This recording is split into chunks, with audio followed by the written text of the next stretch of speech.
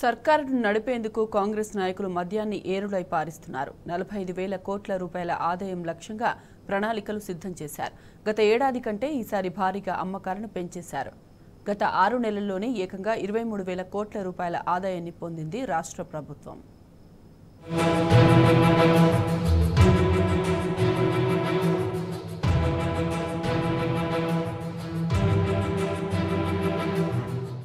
రాష్ట్ర ప్రభుత్వ ఆదాయానికి మద్యం కిక్కు ఎక్కింది. ప్రభుత్వం నుంచి సంక్షేమ పథకాలు త్వరగా ప్రజలకు అందాలంటే జనాలకు మద్యం తాగించాల్సిన గత్యంతరం ఏర్పడింది. గతంలో ఎన్నడూ లేని విధంగా ప్రభుత్వం మద్యం అమ్మకాలు ప్రోత్సహిస్తుండడం ఇందుకు కారణంగా కనిపిస్తోంది. దీంతో ఎక్సైజ్ శాఖ ఈ ఏడాది అనుకున్న 45,000 కోట్ల లక్ష్యాన్ని చేరుకున్నట్లే కనిపిస్తోంది.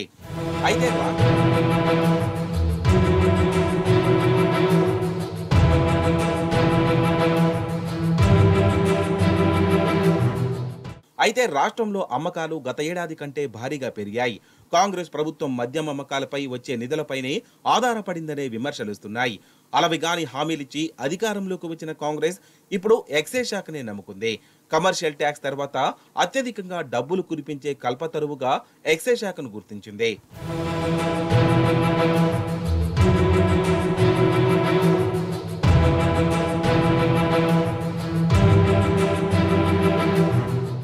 మద్యం అమ్మకాల నుంచి ఎక్సైజ్ శాఖకు ప్రతి నెల దాదాపు 3,000 కోట్ల ఆదాయం వచ్చేది. ఇప్పుడు 3,420 కోట్లకు చేరింది. గడిచిన 6 నెలల్లోనే 23,000 కోట్ల రూపాయల ఆదాయం వచ్చింది.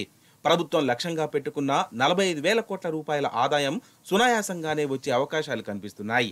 ఎక్సైజ్ శాఖ నుంచి ప్రభుత్వానికి 2022లో 32,000 కోట్లు, 2023లో 34,000 కోట్ల ఆదాయం వచ్చింది.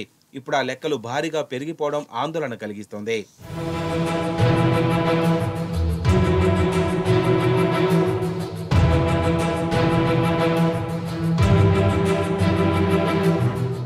కాంగ్రెస్ ప్రభుత్వం అనుకున్న లక్ష్యాన్ని త్వరగా చేరుకునేందుకు డిమాండ్కు మించి మద్యాన్ని సరఫరా చేస్తోందన్న ఆరోపణలు వ్యక్తమవుతున్నాయి. కొన్ని ప్రముఖ బ్రాండ్స్ మినహాయించి బీర్లను కూడా భారీగా సప్లై చేసినట్టు తెలిసిందే.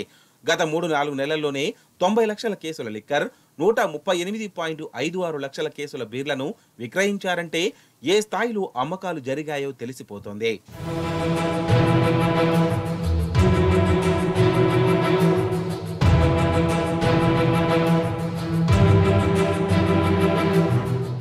ఒక్క ఏప్రిల్లోనే 902.28 కోట్ల రూపాయల విలువైన బీర్లు అమ్ముడుపోయాయి.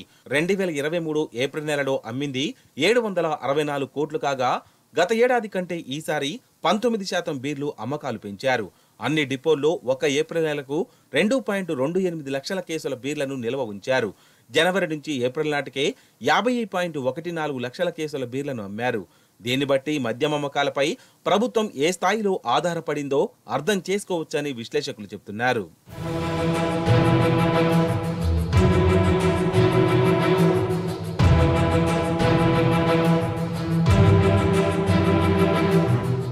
గత ప్రభుత్వం క్రమ పద్ధతిలో మద్యం అమ్మకాలు చేపట్టిన తెలంగాణను తాగుబోతు రాష్ట్రంగా చేశారంటూ విమర్శలు గుప్పించిన సీఎం రేవంత్ రెడ్డి అయితే ఇప్పుడెందుకు మౌనం పాటిస్తున్నారని సామాన్యులు ప్రశ్నిస్తున్నారు.